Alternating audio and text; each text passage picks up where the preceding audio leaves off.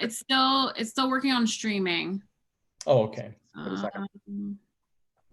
I can't remember. Do I? Yeah, you can start, but okay. just wait till Michelle gives Just let me know when. It says meeting is now streaming live on YouTube. This meeting, as I did prior. There we go. It's still working on streaming. Oh, okay. Okay. I can't remember. Do I? Yeah, you can start, but okay. just wait till Michelle gives Just let me know when. Well, I guess there's a bit of a delay. It says meeting is now streaming live on YouTube. This meeting, as I did prior. There we go. It's still working on streaming. Oh, okay. Okay. So does someone have the YouTube video on? Not me. I'm double checking to make sure, but I don't think so. I don't think so. Okay, that problem seems to have resolved itself. Okay, good. Because, you know, there was a 3-minute delay when Neil Armstrong landed on the moon. So I thought maybe it was that sort of That's true. Yeah. Speed of light. Okay. Are there nominations for chair of the, actually, we have a Democratic Party nomination for chair of the delegation. And would anybody like to state who the nominee is? Sure. Well, I'll state who the nominee is. It's Delegate Mark Corman, the current chair of the delegation. Is there a second? Apparently. Can I speak to, I'm not sure if I'm seconding, or I'd like to speak to why I am nominating Delegate Corman to be, this is a good time to do that. So I am pleased to be nominating Delegate Corman, who is the Democratic nominee now, to be the chair of the caucus. And I want to highlight a couple of things that I think have been really important. I think that Delegate Corman has been a real leader and mentor, both directly to many of the new members over the last year and a half, but also really supporting a structure of mentorship with connecting us with others in the delegation, and even went so far to arrange seating on the floor so that I sit directly next to my mentor. It was a pretty impressive feat. I know that worked out for everybody else exactly the same way as well. I also want to highlight, I think, the way that Delegate Corman has led us through some challenging issues in a consistently inclusive way, and just really solid communication between himself and each member directly, as well as supporting really transparent and collaborative communication amongst everybody in the delegation. And so for those reasons, I would like to bring the Democratic nomination to this full body here now. Is there a second? I would like to second the nomination of Delegate Corman as delegation chair. These past 2 years, Delegate Corman has been an excellent leader of the delegation. And as Charkoudian said, he's really been an excellent mentor, guiding, encouraging, and promoting members. Whether it's with issues or with committee assignments, he seeks members' input and he takes their concerns and interests into account. As Delegate Charkoudian mentioned, he's run some pretty difficult meetings, tackling some challenging issues, but really bringing all parties to the table and coming to resolutions that are satisfactory to everyone. And finally, he really looks out for the county's interests, whether it is taxes or the blueprints or school construction or the P3. So for the nomination of Delegate Corman as delegation chair. Are there any other nominations? Hearing none, I close the nominations. We'll proceed to a vote. All those in favor of re-electing Mark Corman, chair of the delegation, signify by giving us thumbs up. All right. Okay, it appears to be unanimous. Mr. Chairman, congratulations. The meeting is yours. Thank you, Dean Barve, and thank you, Delegate Charkoudian and Love, for your kind comments. Let me open up the nominations for vice chair. I know we have a Democratic nominee, but if someone would like to introduce that Democratic nominee, Delegate Kelly. Mr. Chairman, thank you so much. I would really like to introduce the Democratic nominee who I was privileged to nominate, Delegate Al Carr, for Vice Chair. He has served not just ably, but really extraordinarily and wonderfully as our Vice Chair, and as someone who could be supportive to our chairman and also supportive to all 24 members of the delegation. I think that we are very privileged to have him representing us in the larger chamber. I think that his ability to dig into very technical issues and make them make sense to the rest of us is a huge asset. But an even huger asset is the fact that he is respected and appreciated and admired by so many people across the aisle and across the state, as someone who is thoughtful, intelligent, kind-hearted, and if I do say so myself, married very well. Thank you, Delegate Kelly. Is there a second? Delegate Cullison. Thank you, Mr. Chair. And I would like to second the nomination of Delegate Al Carr for the Vice Chair of the delegation. I think Delegate Kelly covered some of the best attributes pretty thoroughly, but I would add that Delegate Carr is someone that that has earned the trust and respect of every member of the delegation, and that we know that he always has the perspective of what is best for Montgomery County as he proceeds in his work in supporting the chair. So with that, I second the nomination of Delegate Carr. Thank you, Delegate Cullison. Are there any other nominations? Seeing none, all those in favor of re-electing Delegate Carr as Vice Chair of the delegation, give us the thumbs up. Terrific. It is unanimous. Congratulations, Al, on another year of working and putting up with me. And I'll just make a few comments. First of all, just obviously thank you to each of you for the confidence you've placed in me and the rest of the leadership team. For Al and me, I think it's been a rewarding 2 years working with each of you and with each other and advancing a really cohesive agenda in the House.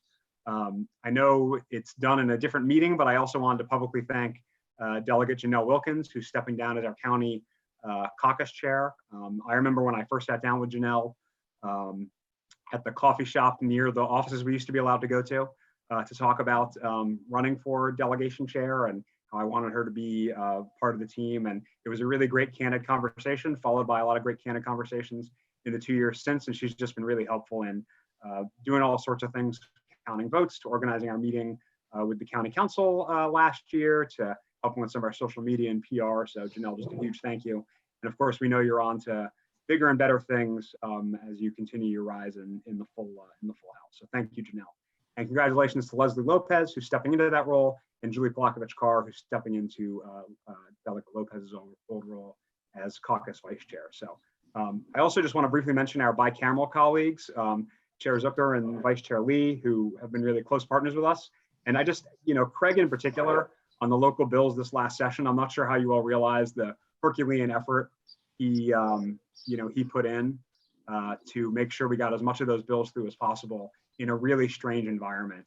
And I shared with many of you, sometimes when I was walking around to discuss the changes to the bills with you, I felt a little like the violinist on the deck of the Titanic. If you've seen the movie, it seemed odd to be playing the violin given all that was going on, but doing that allowed us to support Craig in his efforts to get things through that side. So, I know there was some work that didn't get done, but we did quite a bit of our local work despite the shortened session.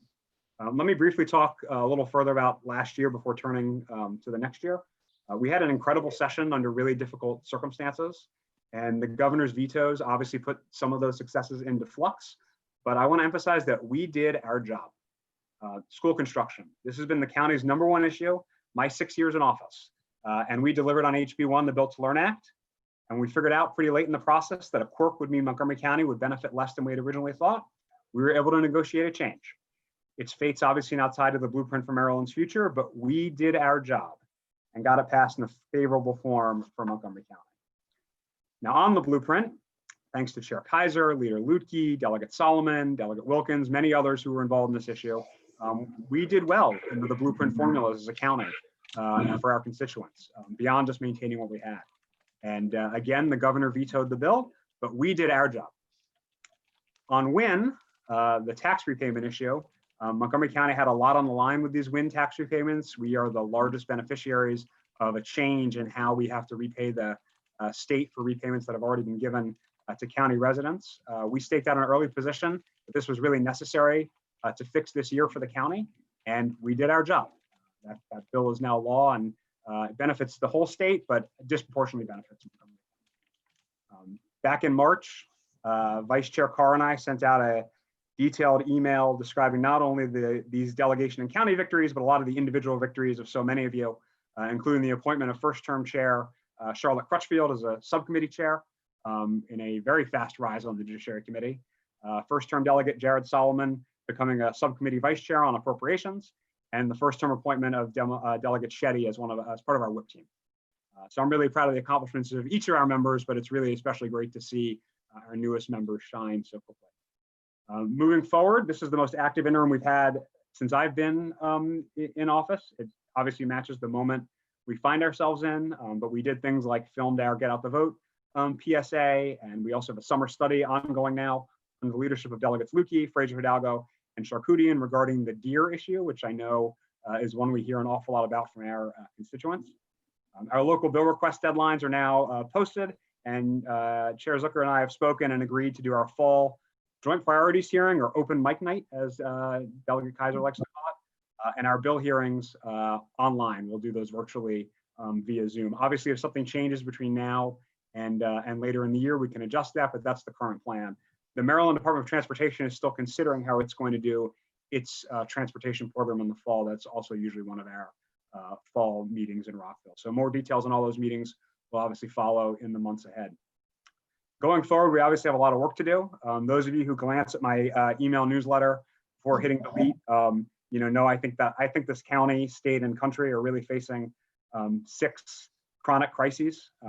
Obviously, race issues, COVID-19, economic disruption, a failed presidency and political institutions, income inequality, and climate change. And that's not to say we don't have other issues that need to be addressed, but I personally see these as pretty defining crises for our time. And I know that each of you are at the forefront of addressing different aspects of these issues and many other policy issues that we all work on, not just during the 90 days or the 71 days, but 365 days a year for our constituents. The delegation is here to support you in all that work.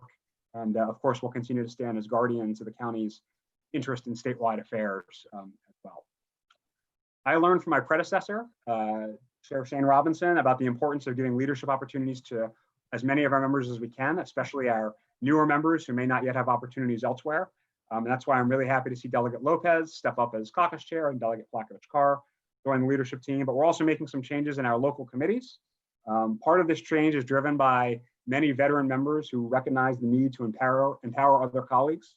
And so I really thank them for making that space for others to step in and lead and shine as well. So first of all, Delegate Kelly, I think you've chaired the Economic Development Committee since I was elected, and have navigated the delegation through questions over the county's alcohol system last term, just cause eviction last term and this term, and a whole lot of frankly mind-numbing alcohol licensing bills.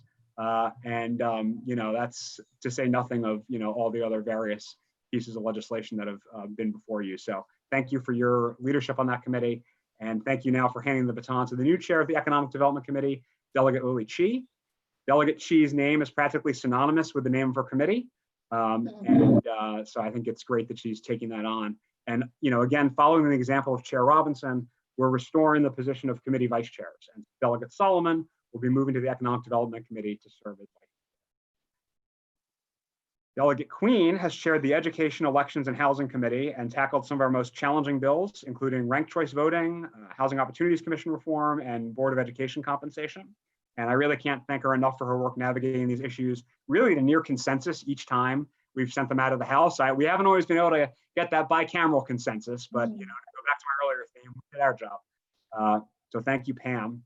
And succeeding her will be Delegate Shetty, who will be joined by Delegate Vaughn Stewart to serve as her vice chair. And we look forward to the leadership you two can provide us. For 2 years, Delegate Wilkins has chaired Land Use, Transportation, and Public Safety. I've already made clear my view on Janelle's abilities and talent. She's done a great job on the committee. and now hands the baton to Delegate Sarah Love from the best district in Montgomery County.